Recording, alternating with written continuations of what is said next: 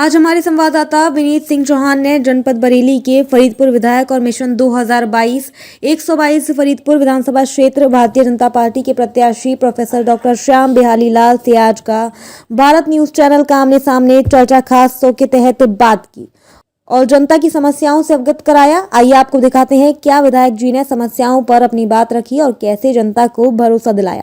आइए देखें एक स्पेशल रिपोर्ट। नमस्कार दोस्तों, स्वागत है आपका एक बार न्यूज में और मैं आपके साथ विनीत चौहान। दोस्तों, आज हम आते हैं 122 फरीदपुर विधानसभा क्षेत्र में, मिलते हैं यहाँ के विधायक जी से।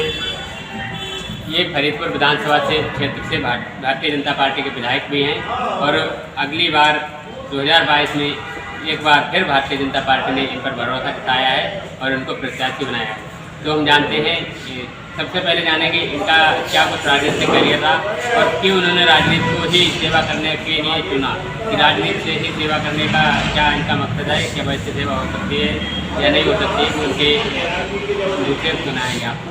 नमस्कार सर, सबसे पहले अपना राजनीतिक करियर बताइए, कहाँ से आपने राजनीति स्टार्ट की और कहाँ से आपने मतलब छात्र जीवन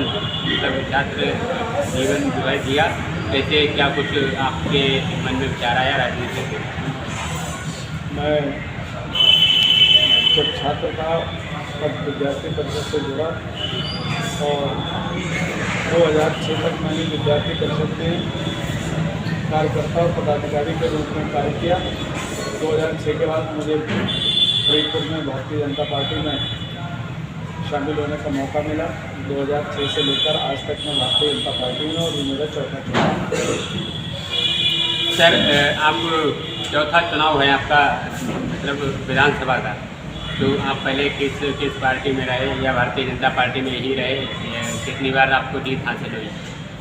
मैं प्रारंभ से भारतीय जनता पार्टी में ही रहा। 2007, 2012 के चुनाव में पराजित हुआ, 2017 का चुनाव मैंने जीता और इस बार भी भारतीय जनता पार्टी चुनाव जीत रही है, मैं भी चुनाव जीतूँ। अच्छा, आपने कोई गवर्नमेंट जॉब, जैसे आप प्रोफेसर लगाते हैं तो उसके पीछे क्या है? मैं कोई गवर्नमेंट जॉब में नहीं हूँ, मैं यूनिवर्सिटी की जॉब में हूँ जो कि ऑटोनॉमस बॉडी है।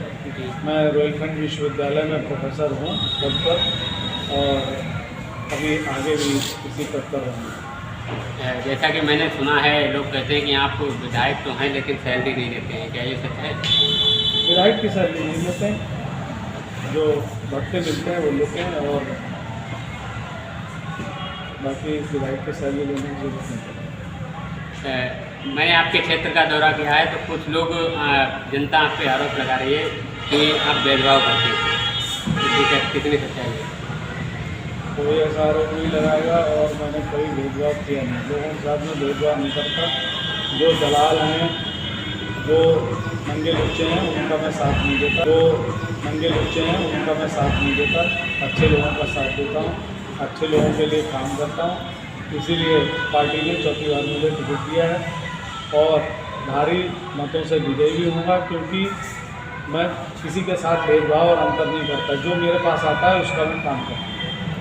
जैसा कि आपके विधानसभा क्षेत्र से एक रोड जाता है खुदागंज के लिए, फरीदपुर से खुदागंज के लिए, वो रोड बहुत ही जर्जर अवस्था में है।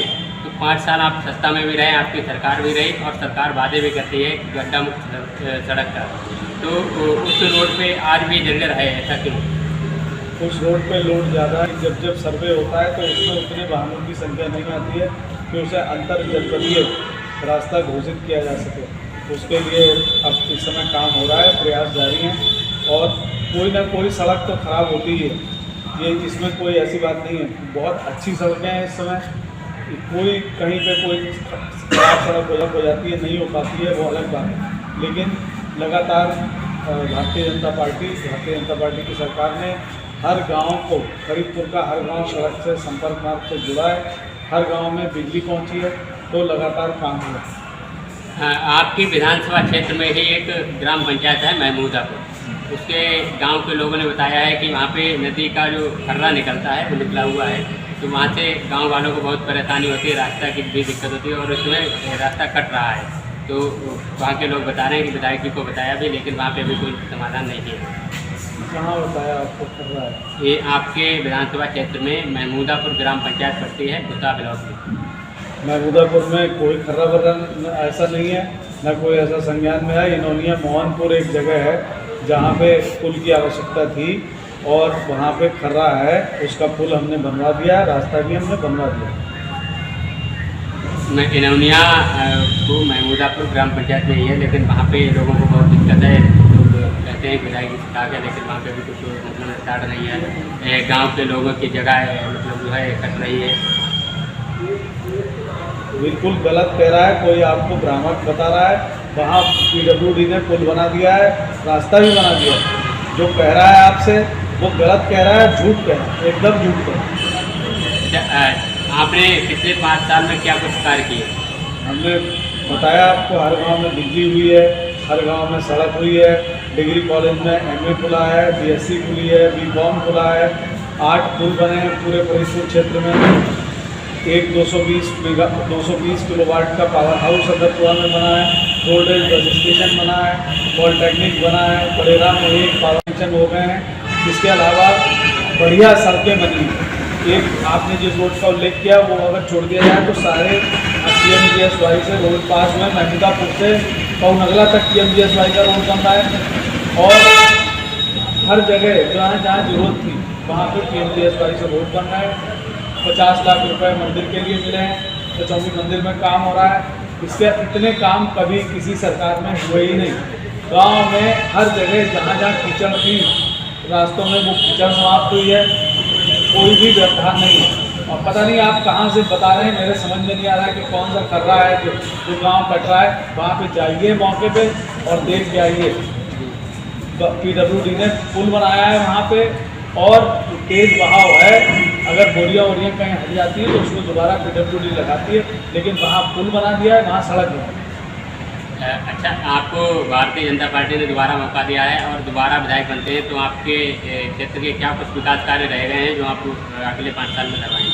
कल्याणपुर बिलुआ के मध्य पुलिया रह गई है, ओवरब्रिज रेलवे क्रॉसिंग पर ओवरब्रिज बनना है वो रह गए हैं और मंडी समिति की स्थापना रह गई है। और मैं कोशिश करूंगा कि जो कुआंडाना में जो CSC है वो फरीदपुर की तरह एयर कंडीशन हो जाए, बढ़िया उसमें व्यवस्था हो जाए, अल्ट्रासाउंड मशीन लग जाए, एक्सरे मशीन लग जाए। ये मेरा प्रयास होगा कि यहाँ चिकित्सा और शिक्षा अच्छी हो जाए। लोगों को अगर कहीं छोटी मोटी पुलिया या पुल की परेशानी है तो वो और बने। धन्यवाद। 2022 में किन मुद्दों को लेकर आप जनता के बीच जा रहे हैं, डोर टू डोर, या किस तरह से प्रचार कर रहे हैं? जनता जान रही है कि भारतीय जनता पार्टी सुरक्षा दे सकती है, न्याय दे सकती है, गुंडागर्दी से बचा सकती है। समाजवादी पार्टी या बसपा की सरकार आने पर गुंडे जो है वो गुंडागर्दी करते हैं, दलाल थानों में दलाली करते हैं, टेम्पो टैक्सी स्टैंड पे दलाली करते हैं और चारों तरफ दलाली का वातावरण बनता है। काम कभी हुए नहीं। बिजली फ्री होने का जो नारा दे रहे हैं, उनके समय में बिजली आती कहाँ थी? केवल सरकई में आती थी, रामपुर में आती थी और आजमगढ़ में आती थी। आज हर जगह बिजली है, हर जगह सुरक्षा है, गुंडागर्दी बंद हुई है, दलाली बंद हुई है। स्कूलों में जितना काम इधर 5 साल में हुआ उसमें भी 2 साल कोरोना रहा है, उतना कभी काम ही नहीं हुआ। सड़कें जितनी बनी है उतनी कभी सड़कें नहीं बनी, पुल जितने बने कभी बने नहीं।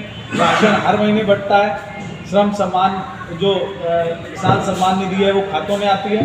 आज जनता महसूस कर रही है कि भारतीय जनता पार्टी ही न्याय दे सकती है, भारतीय जनता पार्टी सुरक्षा दे सकती है और रोजगार भी सबसे अधिक यहीं पे क्रिएट हुए हैं। जो लोग बकवास कर रहे हैं, जिनको मालूम नहीं है, जो कुछ भी कहना शुरू कर देते हैं, उन्हें छोड़ दिया जाए तो जनता के मन में भारतीय जनता पार्टी समाहित है और पूरे जोर शोर के साथ आप देखेंगे इस बार पिछली बार से भी अधिक सीटें हैं।